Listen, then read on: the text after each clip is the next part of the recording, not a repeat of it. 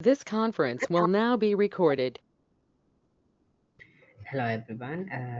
Thank you for joining the our asynchronous class today.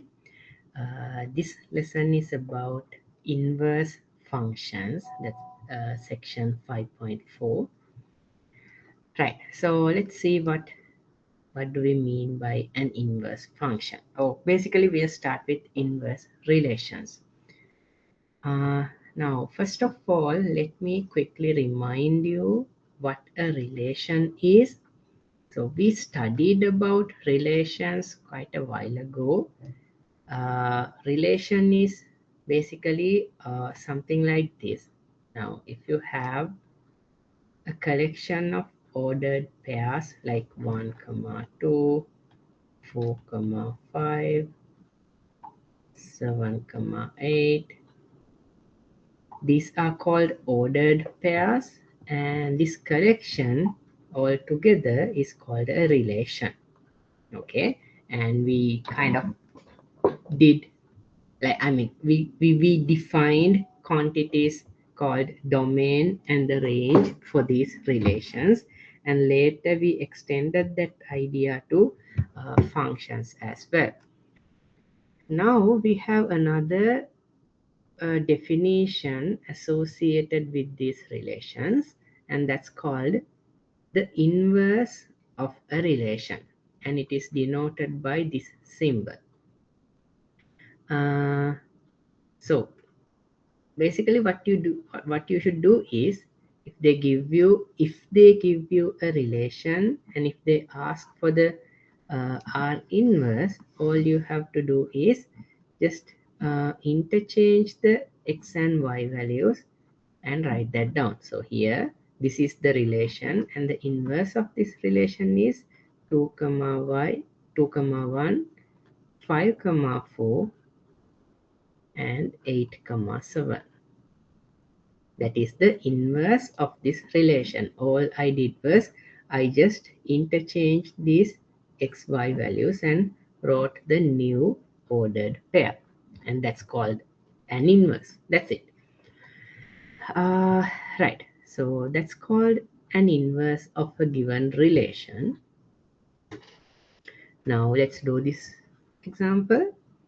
So here you have the relation, and if they ask for the inverse, what you should do is you just interchange the x and y.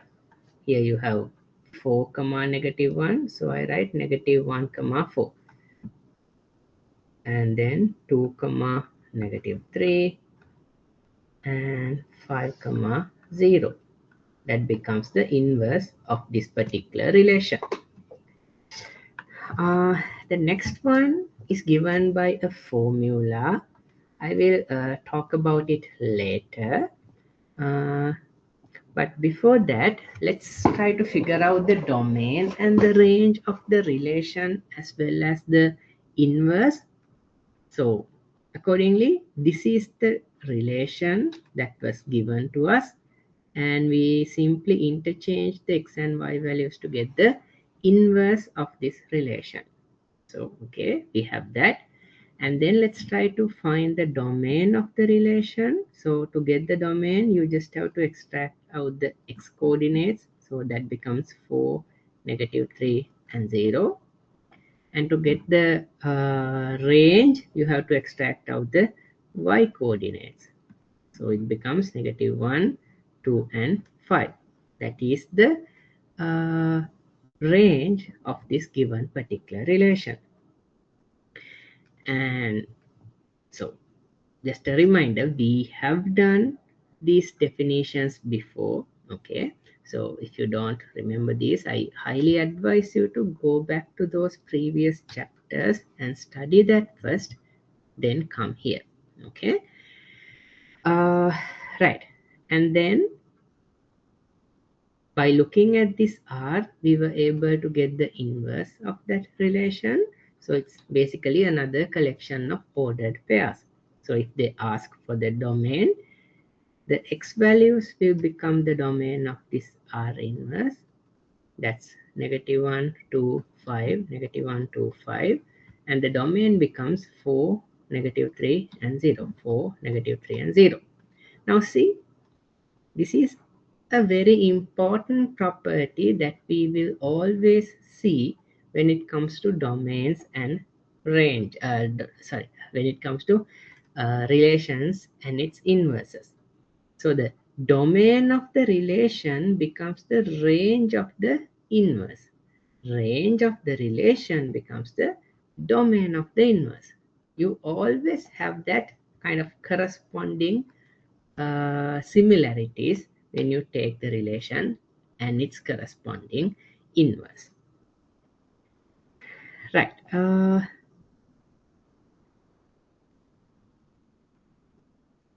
So this kind of summarize what I just mentioned. And then the graph.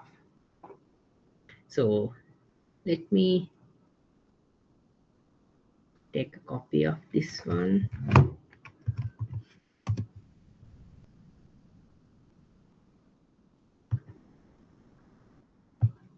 So you have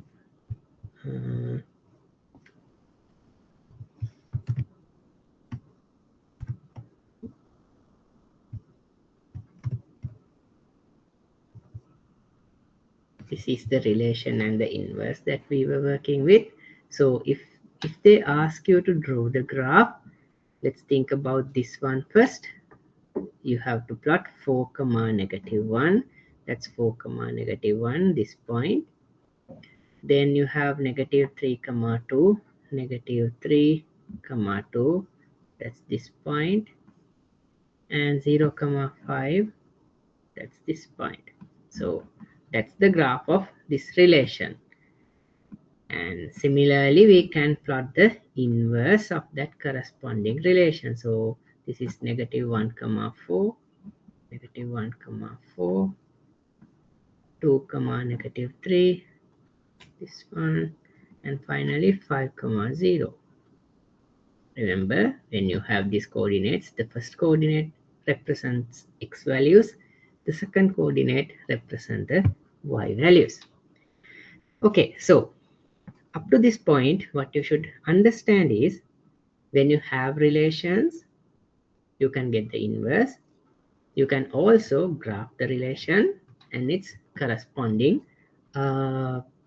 inverse as well. Right.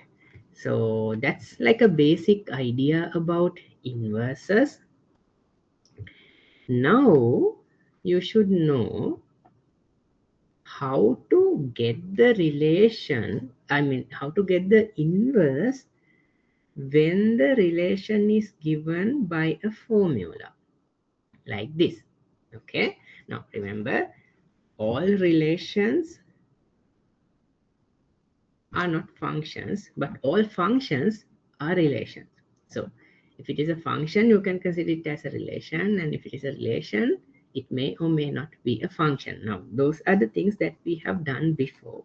Okay, so this chapter really need your previous knowledge on functions and relations. Okay, so this is not the place to learn these definitions, so I highly recommend you to go back to the previous chapters and study them first, then come back here. Okay, right. Now our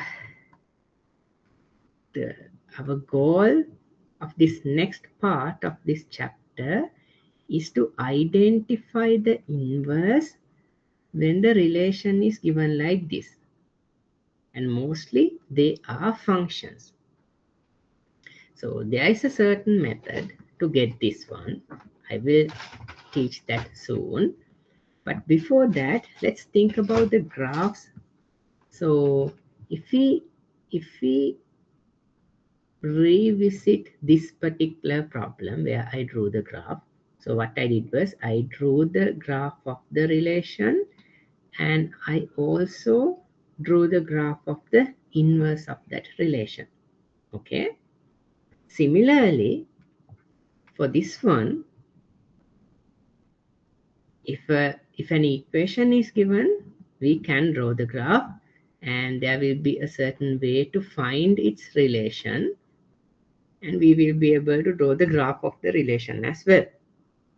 Okay, so this method I will teach later. For the time being, what you should know is when you have the equation, you can draw the graph.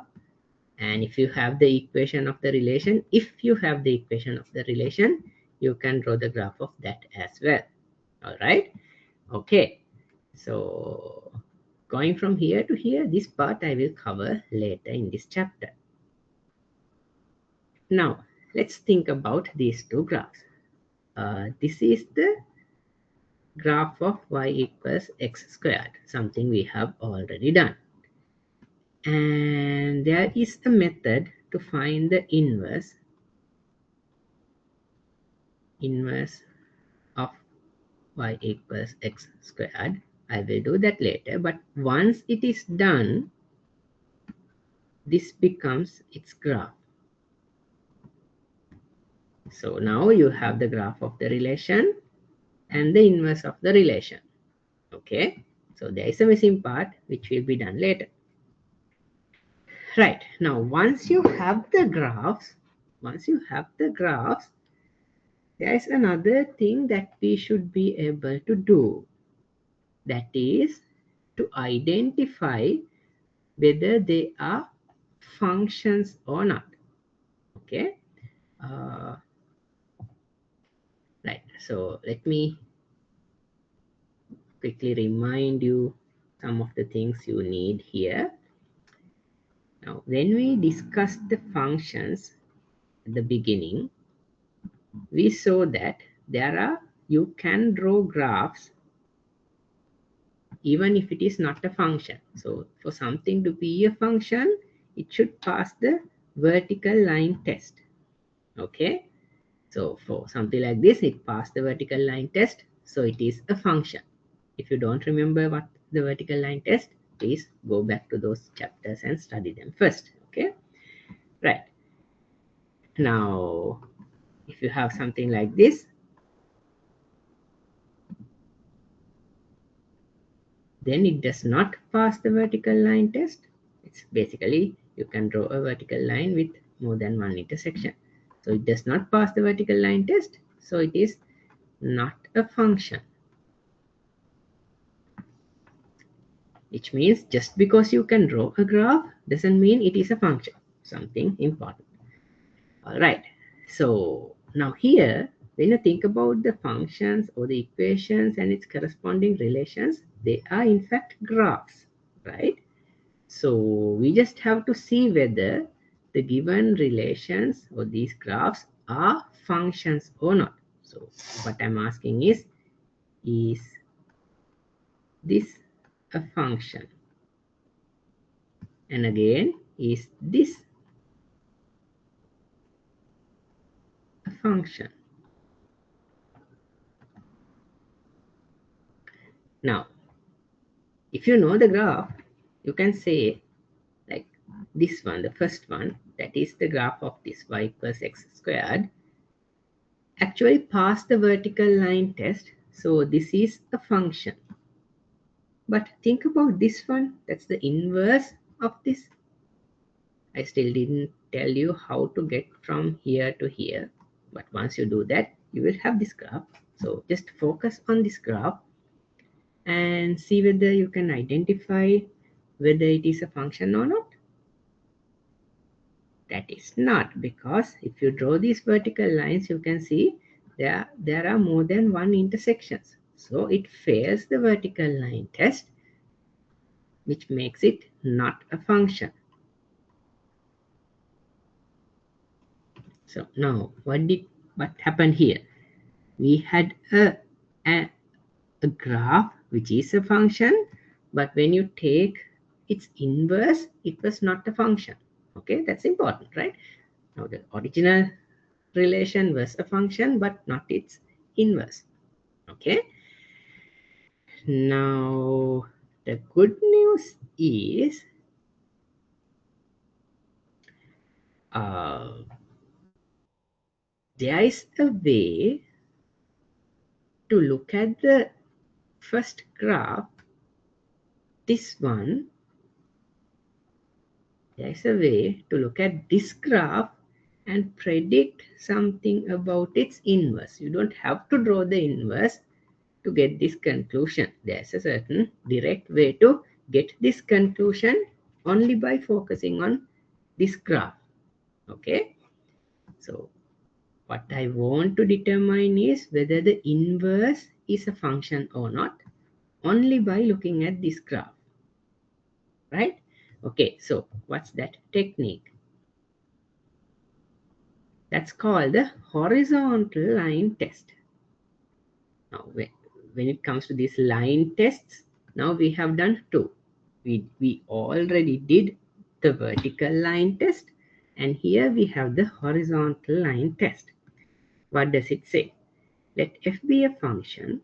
Okay, so you have a function.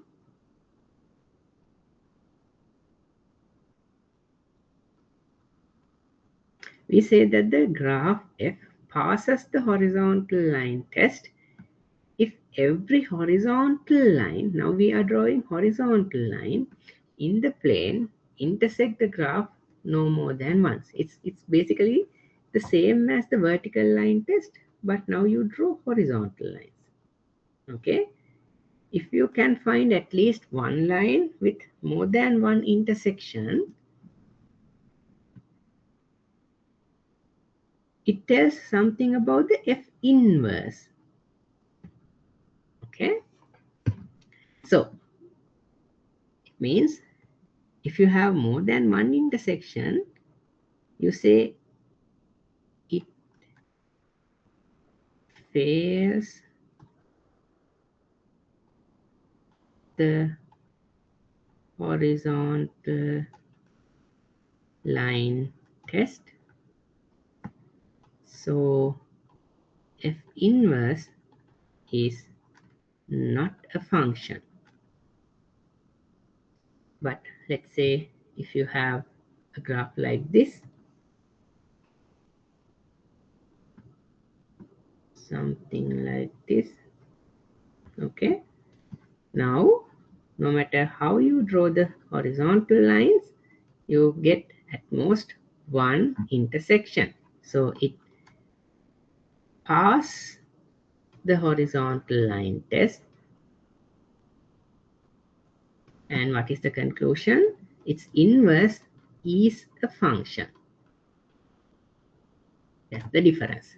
Now, both these initial graphs are functions. Okay, this is a function, this is also a function. But once you do the horizontal line test, you can say something about its inverse. Here, it fails the horizontal line test, so it is not a function. Here, it passed the horizontal line test, so its inverse is a function. Both cases, the original graph that I drew are functions. Okay, right. Now, quick remark. The symbol you use for the inverse is this. But the thing is, we have to be careful because sometimes when it comes to like numbers, if you say 4 to the power negative 1, that is the same as 1 over 4. That's kind of an arithmetic representation. But that's not what you mean by this F inverse. Okay, so it's like an abuse of notations. You have the same symbol but different meanings. It totally depends on the context. Okay, so when you're talking about inverses, and if you see F to the power negative 1, they are talking about inverse, not the reciprocal. Okay, so it totally depends on the context and we should be able to figure that out. All right, that's something to keep in mind, uh, especially if it is applied to functions. it's always it always stands for inverse relations, not like numbers, right? So that's kind of a quick remark before we proceed further. Next, we have another definition called one-to-one functions. It's that a function f is one-to-one for every pair of distinct elements in the domain, we have fx1 equals fx2. This means that every element of the range, okay. So it says, let's take this function and also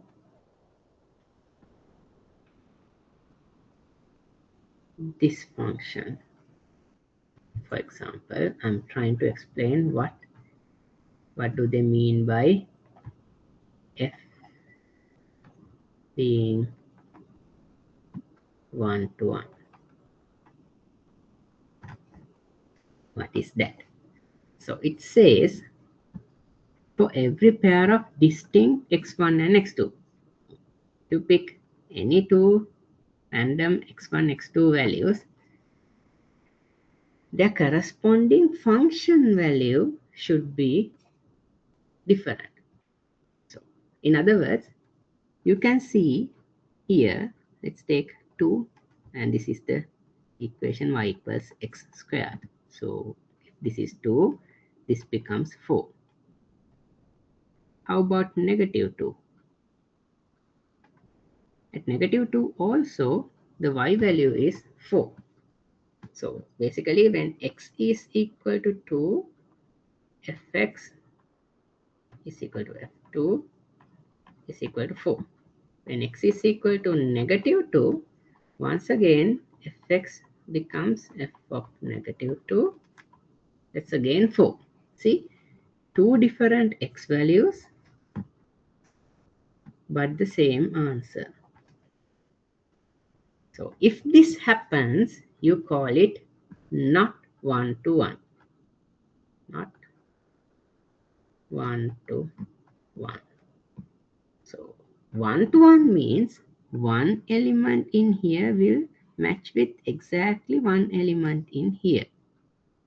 So you don't have any other x values that gives the same y answer, same function value.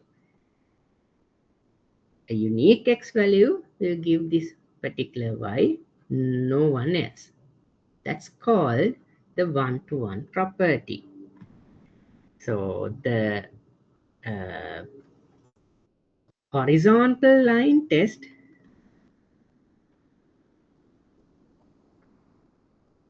sort of give a very that's another way to identify whether a function is one-to-one or not. So for example, if you have something like this, it passes the horizontal line test, pass the horizontal line test, and again you can say it is 1 to 1. So if it passed the horizontal line test, function is 1 to 1 because you just have one particular y value that go with one particular x.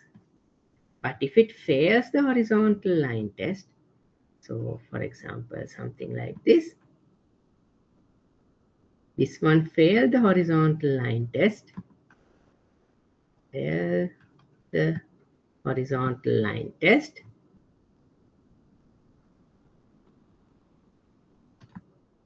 so it is not 1 to 1 because you can have two different x values that give the same y value. So it is not 1 to 1. And remember we drew functions, we represented functions using these circles. This became the domain and this became the codomain. 1 to 1 means two elements in here will be mapped to one element in here, or more than two. You can even have three or multiple values. So this is not a one-to-one function. 1 to 1. But you should be careful. If you have a relation like this, what will happen? one element in here mapped to multiple elements in the codomain. Now this relation is not a function, because in a function you can't have one to many mappings. But here this is a function, but not one to one. Okay, now if you don't, I mean, if this part is confusing to you, that means you need to study the lesson we first introduced these definitions of functions and being one to many mappings, not being one to many mappings. So if this part is confusing, please go back to the very first few chapters where we discussed the definitions of functions. Study that first and then come back here. The only new thing we learned here is the idea of a function being one to one. So this is one to one, and also it is a function, right? But this one is kind of the opposite, and it is even not a function. So there's no point of considering talking about something being one to one. Right.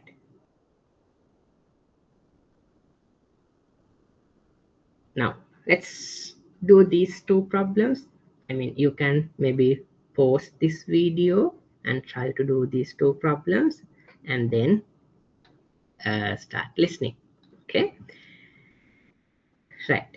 Uh, so let's do these two questions.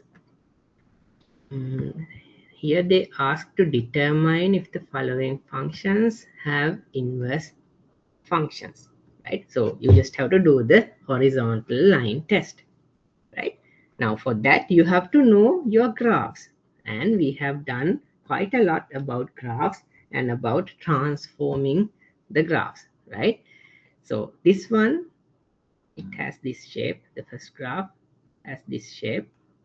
Okay, something we expect you to know. You have to know that. Okay, so this is a function. Both these are in fact functions. But what about the horizontal line test? So this graph, I'm talking about the part A, it fails the horizontal line test.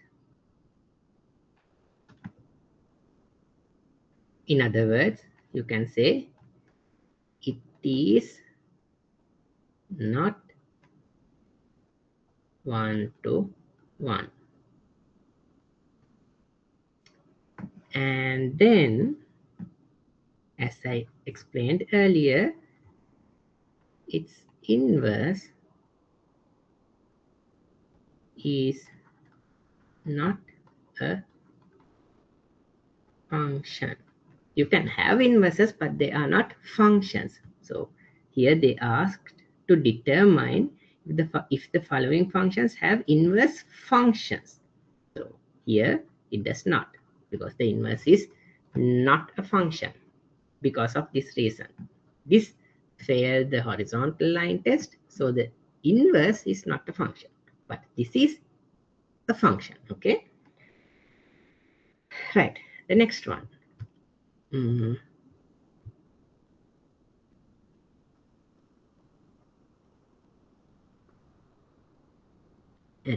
also one more thing, yeah, well, if you want to pick like an example to show that this is not one to one, you can say like for x equals -3, f -3 is equal to 3.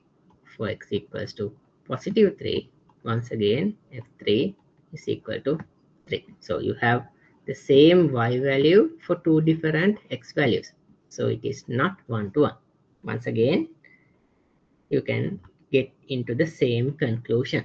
So in other words, to identify whether a function, whether an inverse is a function or not, you can either do this horizontal line test, or else you can try to determine whether it is one to one or not, because these two are like very closely related. Okay, right. Now the graph and the next one. So here part B is gx equals to x plus 2 cube. Now we should know how to draw these functions. If you don't, this is not the chapter to learn how to draw these shapes. Please go back, study those relevant transformations, and then come back here. Okay, right. So now this is originated from here, and you have this graph, and when you do this, it shifts 2 units to the left, right? So you get this one, and you can clearly see when you draw horizontal lines, it has at most one intersection. So it passes the horizontal line test, or else you can say that it is one to one. So you can clearly say that the inverse is a function, or else inverse function exists. Okay, right.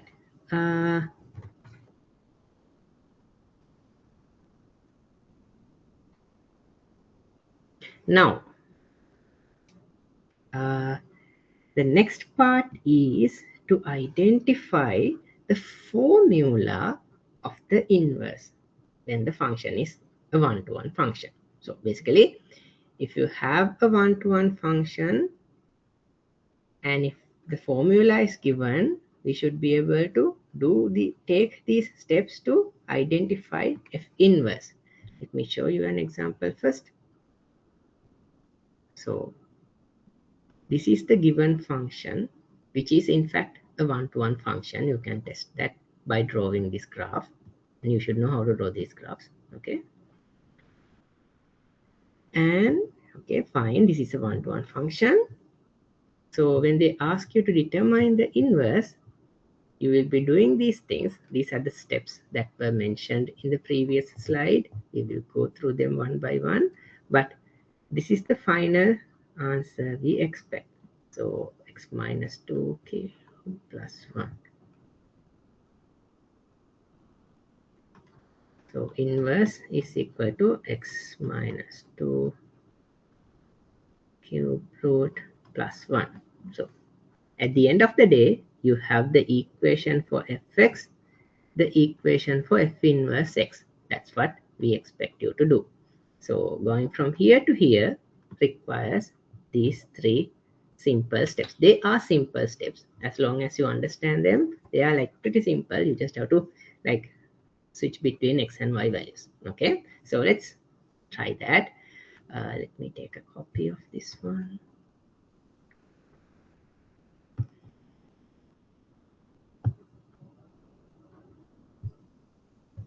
Okay, so what's the goal?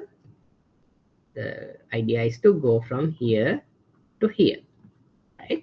And for that, I'm going to do these steps. I'm going to take these steps, right? Okay. So what's fx equals x minus 1 cubed plus 2. Fx equals to x minus 1 cube plus 2. Let's try these steps. Step 1. Replace fx in the definition of f with the variable y. So they just ask us to replace fx with y. Just write y in place of fx. That's it. Okay, that's step 1. Done. Uh,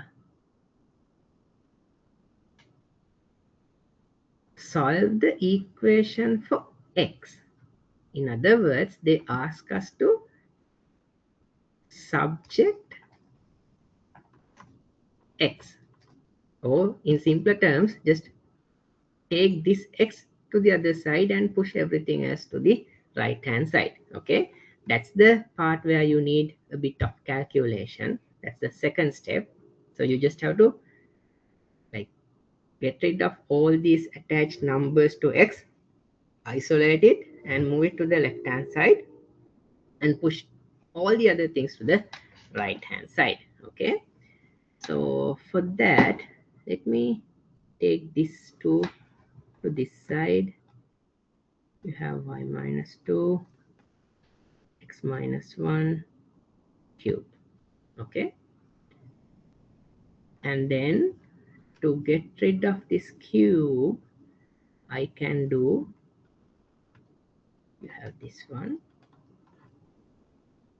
I can take 1/3 power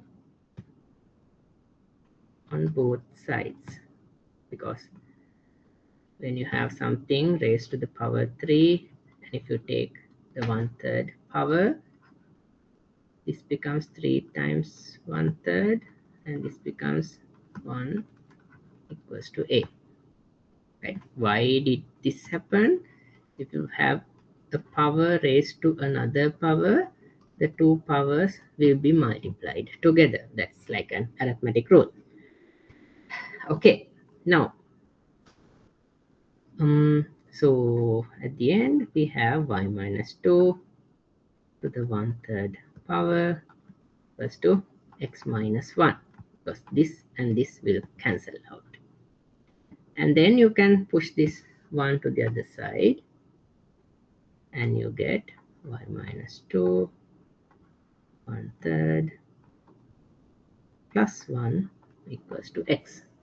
Okay, so that's again like same as saying x equals to y minus 2 1/3 plus 1.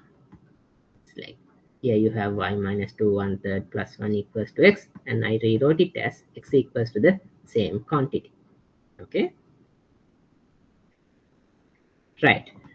Now again, this 1/3 power, you can also write it as the cube root.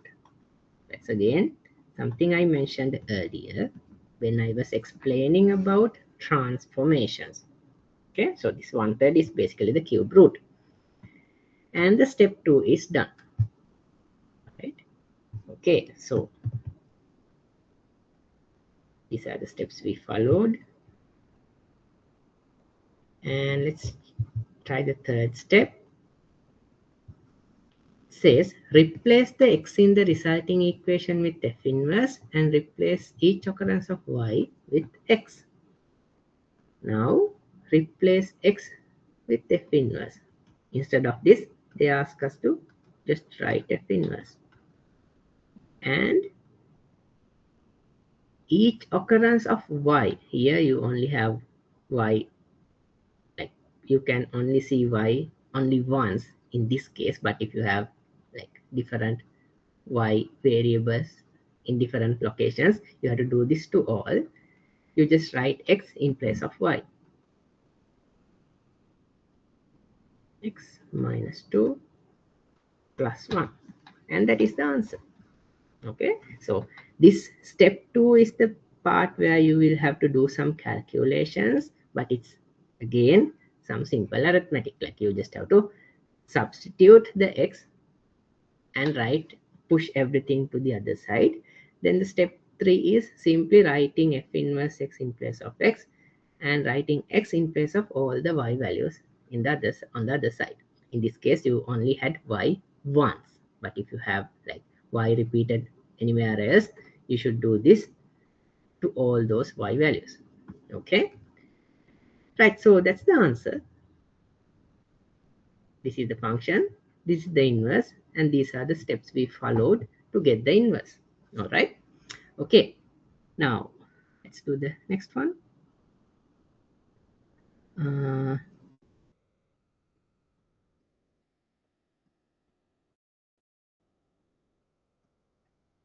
me take a copy of this.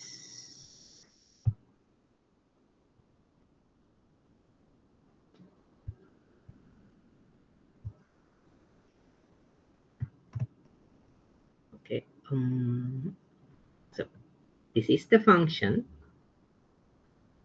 Now here, this one we don't you don't have to know how to draw the graph, okay? But it's just given as a function, so take it as a function, also a one-to-one function. So just take it for granted, okay? This is a one-to-one function. You don't have to prove why, just take it as it is, okay? So this is a one-to-one function, which means inverse function exists. And we ask for the formula. So this is given, this is the question. What's the formula for the inverse? How to get that? We follow these 3 steps, right? So step 1, replace f in the definition of f with the variable y. Now, what is the function gx equals to x minus 3 to x plus 1.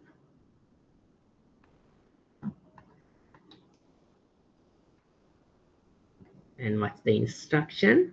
Replace fx with the variable y. Now here you have gx, and you just write y in place of gx. That's it. That's step 1.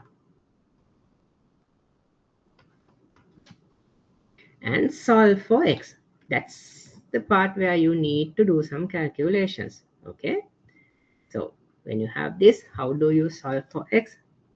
Here you have a denominator, so first take it up to x plus 1 equals to x minus 3. And then you have to simplify the brackets to, so this will become 2xy, and this becomes y. This is x minus 3. Take this x to the other side. Xy minus x plus y equals to 3. Remember, my goal is to isolate x. So combine these two terms and you have 2y minus 1 plus y equals to 3. Push this y to the other side. You get 2y minus 1 equals to 3 minus y. And finally,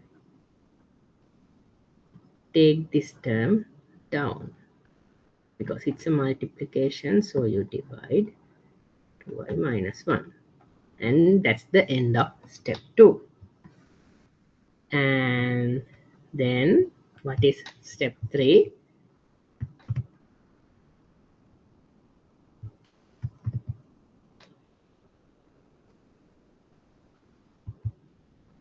So what's step 3?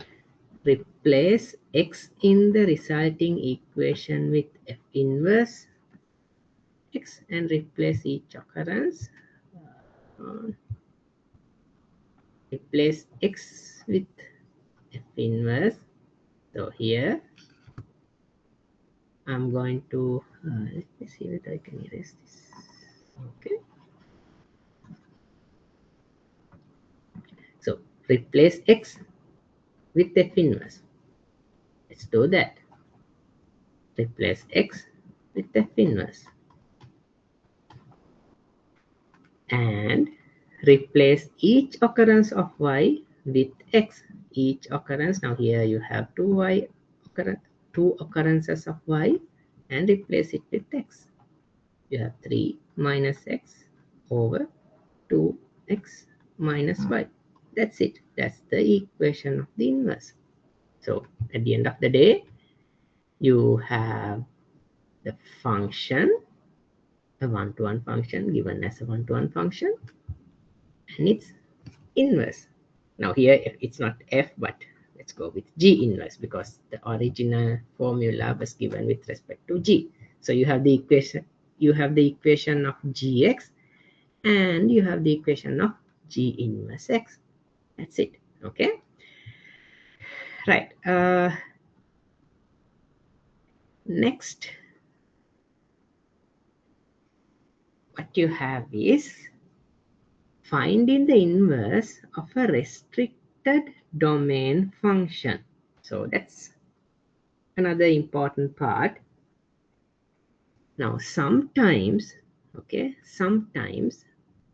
there can be functions like this.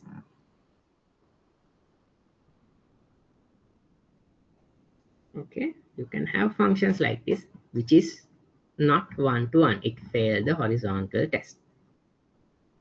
Fail the horizontal test. But the thing is, if you erase this part,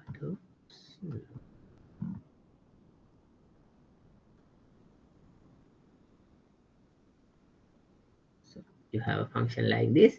Now suppose you erase this part. Now the remaining function will pass the horizontal line test.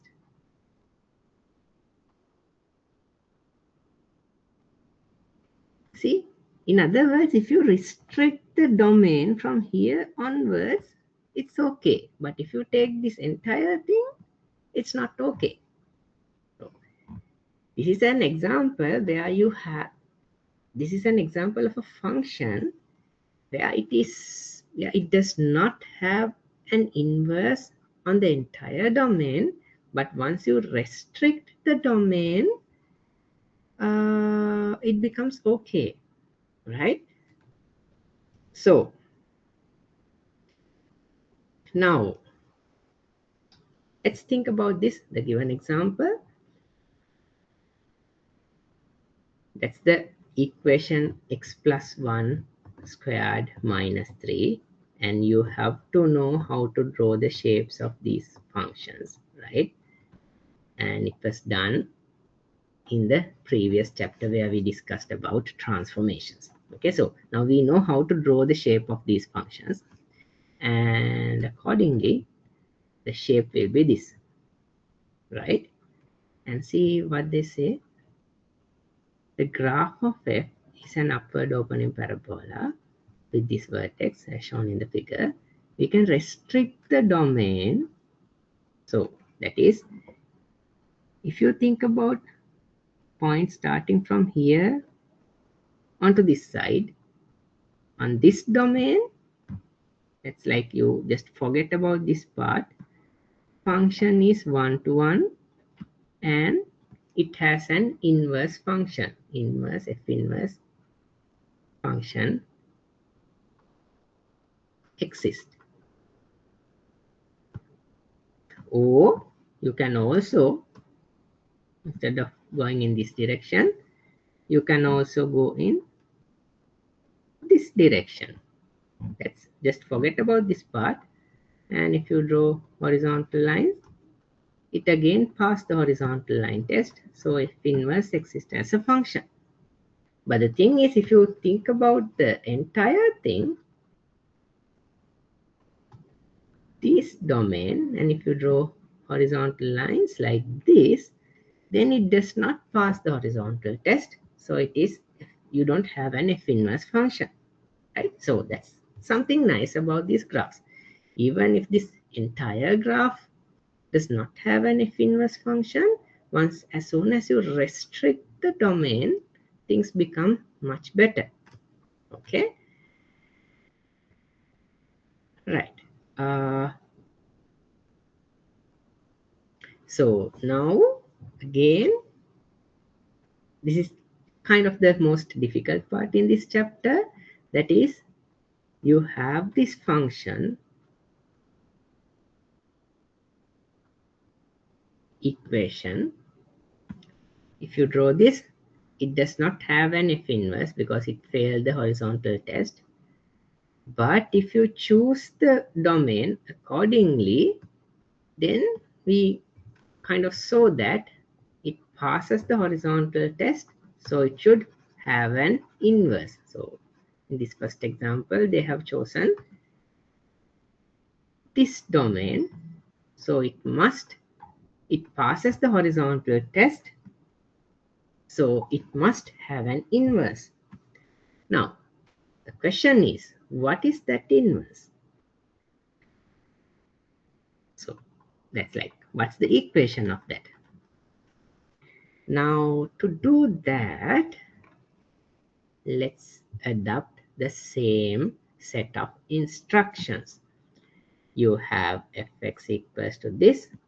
You replace fx with y. That's step 1 in that particular set of instructions. Let me try to cut that one again.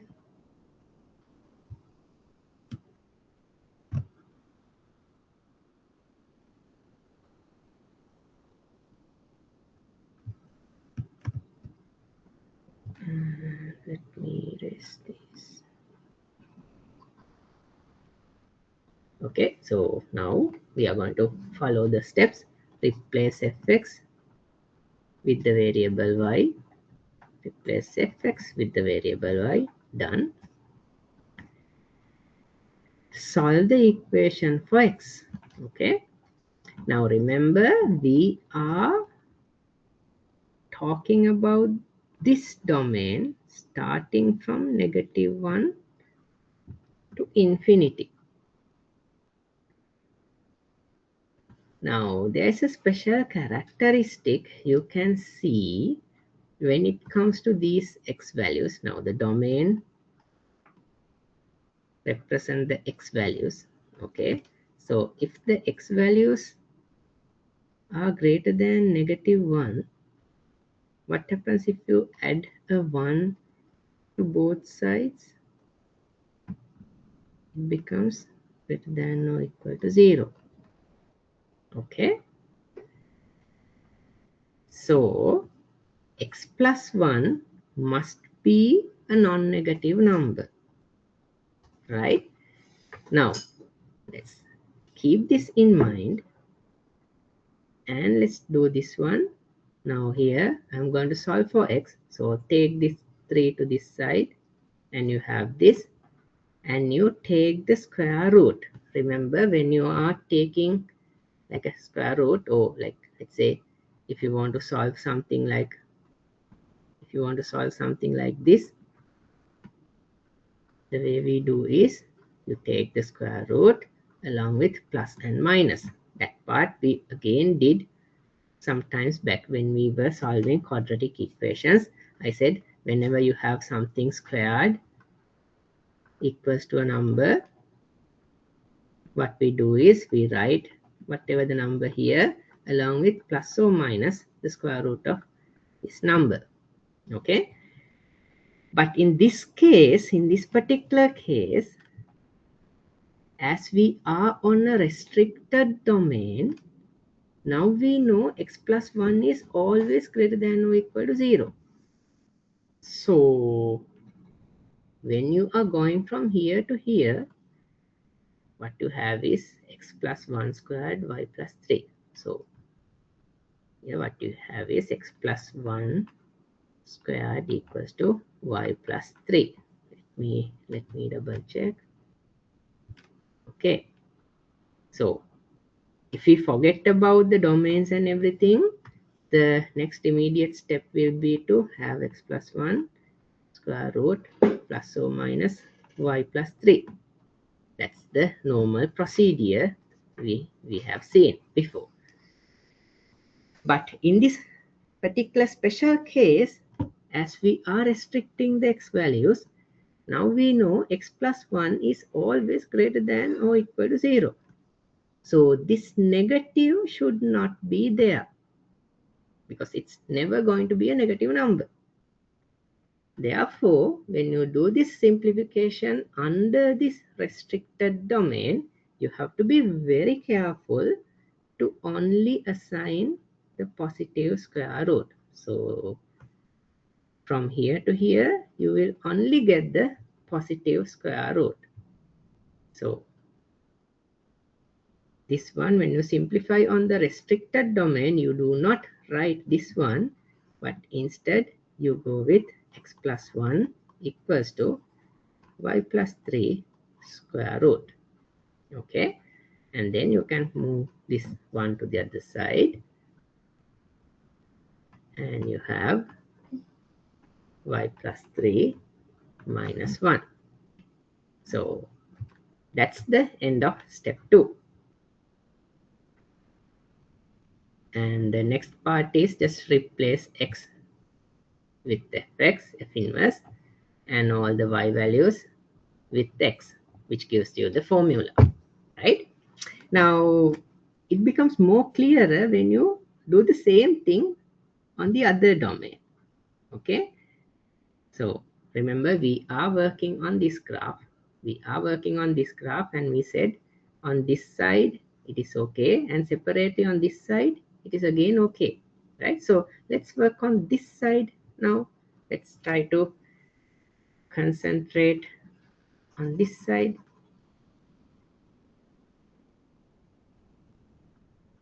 Because here again it passed the horizontal line test, so if inverse function should exist. So what's the equation of that? We have x plus 1 squared minus 3. Now we are going to follow the same set of instructions in here. And I'm going to erase this. Okay, right. Replace fx in the definition with the variable y. Let's do that. Step 1 and step 2, solve the equation for x. So let's take this to this side first. Squared. Now, again, let me write this one as squared equals to y plus 3. Now what do we do? Now we are again on a restricted region on this side. So our x values will be less than or equal to negative 1. And when you add 1 to both sides, the right hand side becomes 0. So you can say that x plus 1 should be a non-positive number, right? It will never be a positive number, but it will be 0 or negative. So as I explained earlier, if you don't have these restrictions, when you simplify this part, you have to write x plus 1 equals to plus or minus the square root of y plus 3. But now as we know this fact, you don't go this way, but now you can safely say that x plus 1 is equal to negative square root of y plus 3. So that's like a very important step in this calculation. Right, once you have that, you can do y plus 3 minus 1. And then the last step is replace x with f inverse x and all occurrences of y with x. And that's it. So now you have the inverse of f on this particular domain. So you can see that when you restrict the domains, the equations were different on the two particular domains. Okay, so let's take this one. So this is the domain of, sorry, this is the f inverse equation when we are talking about this domain, negative 1 to infinity. And when you think about the domain negative infinity to negative 1, you had this. Okay, so let me paste the other one.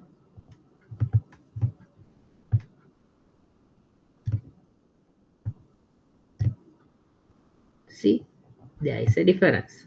Okay, this equation is for -1 to infinity x values. So this is for this domain, this is for this domain.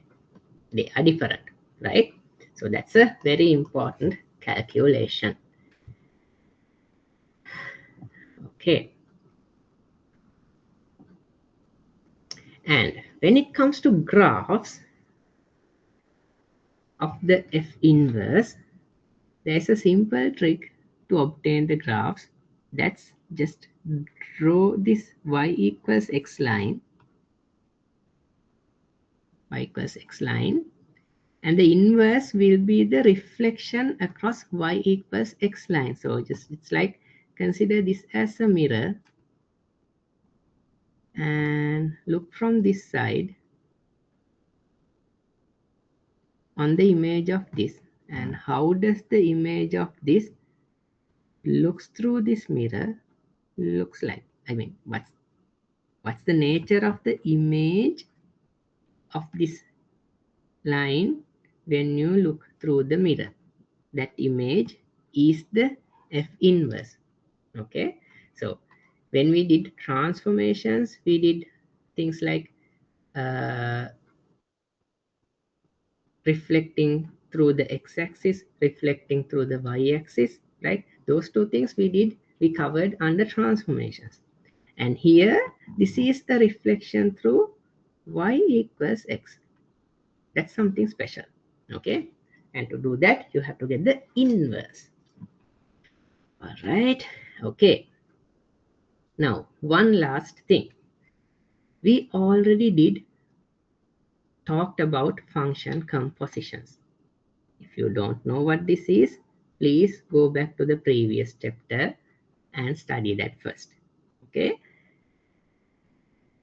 Now here in this part, that's the very final section of this chapter, it talks about a relationship between the f and the f inverse using compositions. Okay. That's a very nice like a relationship that you can see. If you take these compositions, either f of f inverse or f inverse of f, both these, you will always end up with x. That's something rare, because usually when you take f of g and g of f, they end up with two completely different answers. But in this case, if you compose a function with its inverse or the inverse with its function, you will always end up with x. That's like a very nice property that you can see in the inverses of functions. Okay, so these two examples show you that property. Okay, so let's take this one. All right, and let's try to see whether we can figure that out.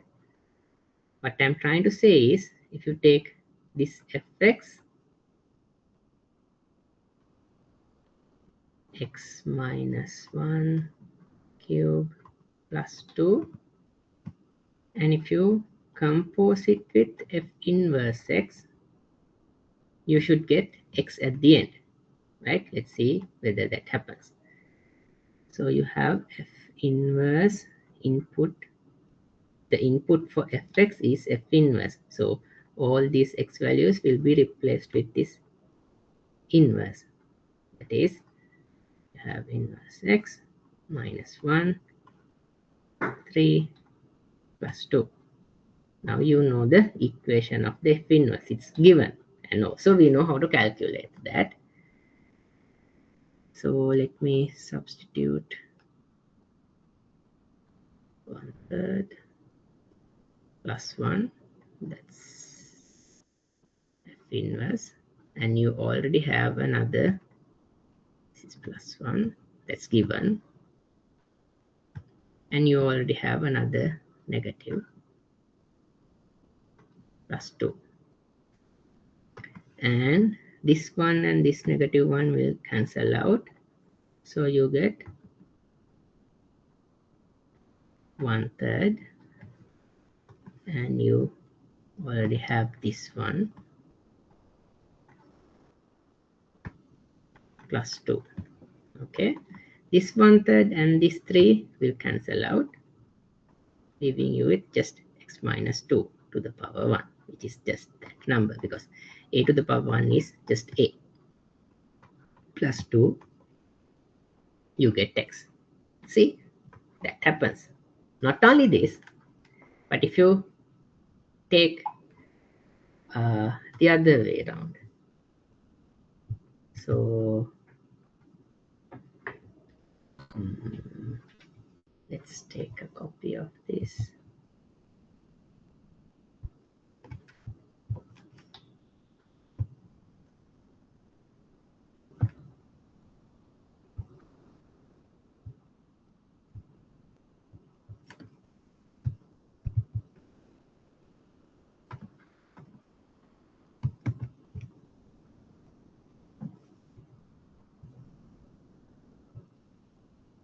Okay, now earlier in this calculation, what I did was I did f of f inverse. Now I'm going to do the opposite. That's f inverse of fx. Let's try that.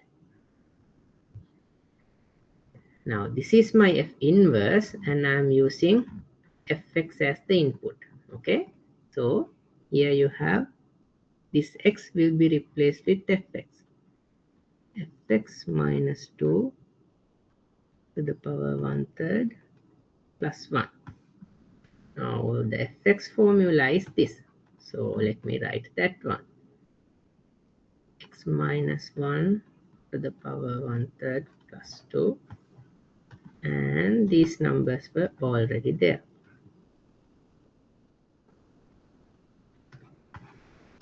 So when you simplify this 2 and this negative 2 will get cancelled out. You have 3 and then you have 1/3 plus 1, x minus 1 plus 1. Okay, and you have x. See, that's a very nice property that you can only see in inverses. So f of f inverse will give you x. F inverse of fx will also give you x. That's a very unique property for inverse functions. Okay, and you have another example.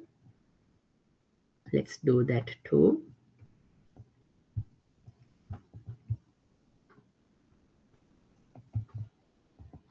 It's the very last example of this chapter.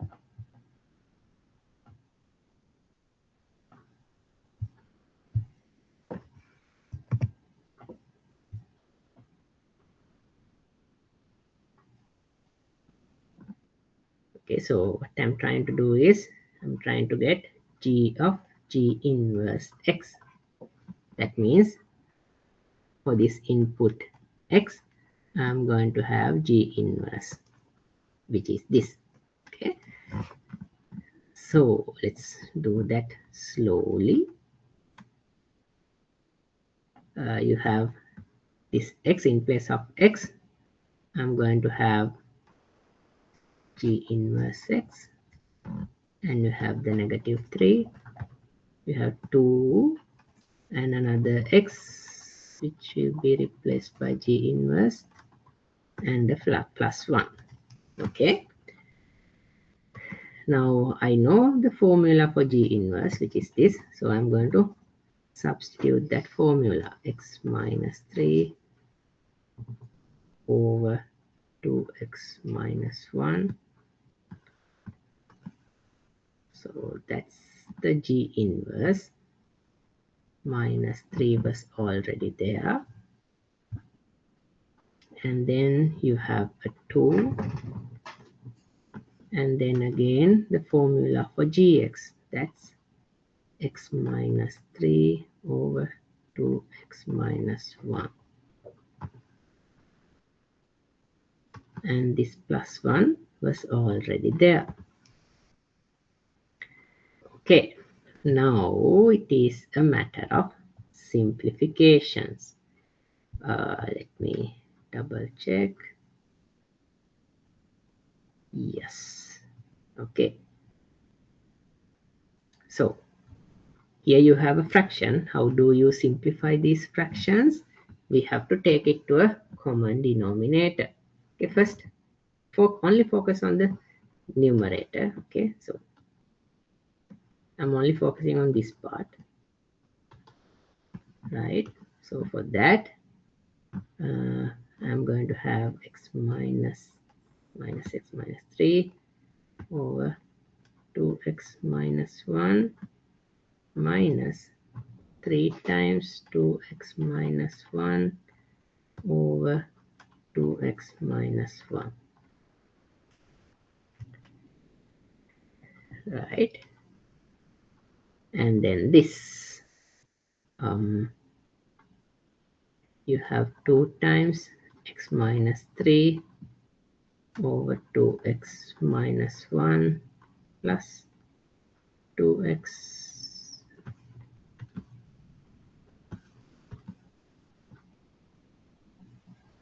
1 times 2x minus 1 over 2x minus 1. All right, now again this pink colored big line is there, and let's do this on the same denominator. 2x minus 1, here you have minus x minus 3. This is, I'm going to simplify this bracket. You get minus 6x plus 3. Again, this part, I have 2x minus 1. I will simplify this bracket. 2x minus 6, and this bracket is just a multiplication of 1, so you get 2x minus 1. So let's try and simplify these terms.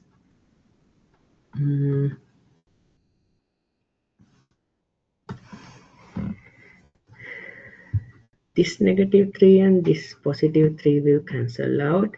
Negative x, negative 6x is negative 7x divided by 2x minus 1. Here,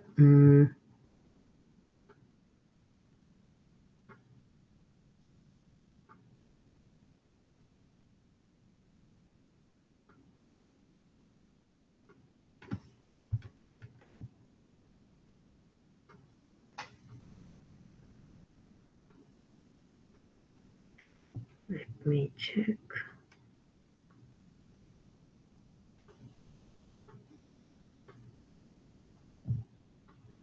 There should be a cancellation somewhere.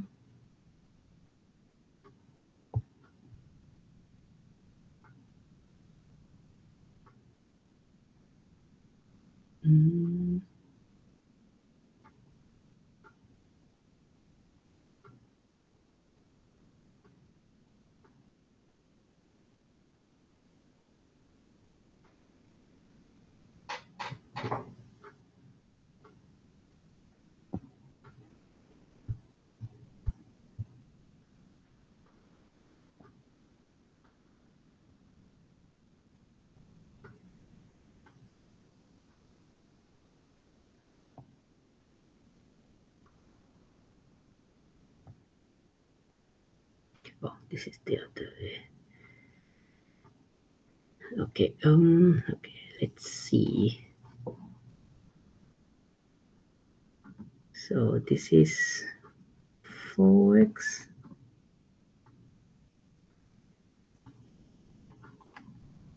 minus 7 over 2x minus 1. I think there should be a mistake. Let me pause this video and try to find that one. This conference will now be recorded. Okay, I found the mistake. Now see, you have to substitute G inverse X everywhere, here and here.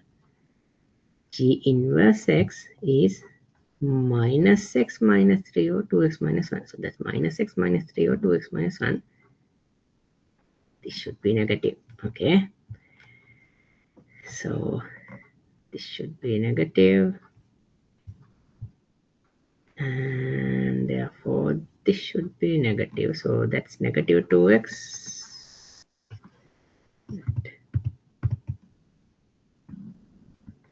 So this should be negative.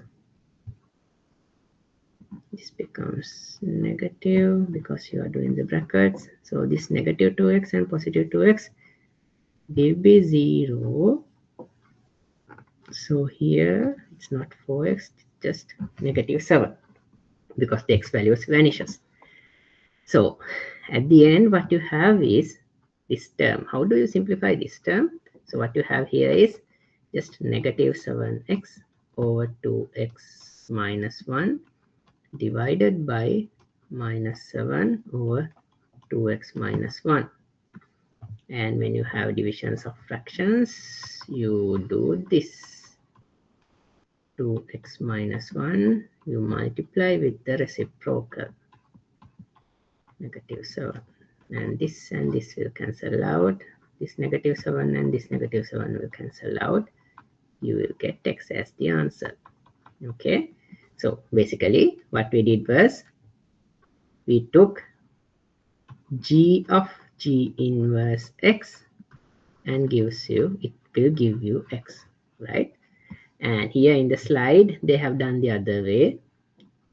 That's g inverse of gx, and you will follow a very similar calculation, g inverse of gx, and you will find the very similar calculation, and it will again end up with x. Okay, right, so that's it for this chapter. Please go through these slides and go through this video carefully, and try your homework assignment. And as always, if you have any questions, please feel free to contact me.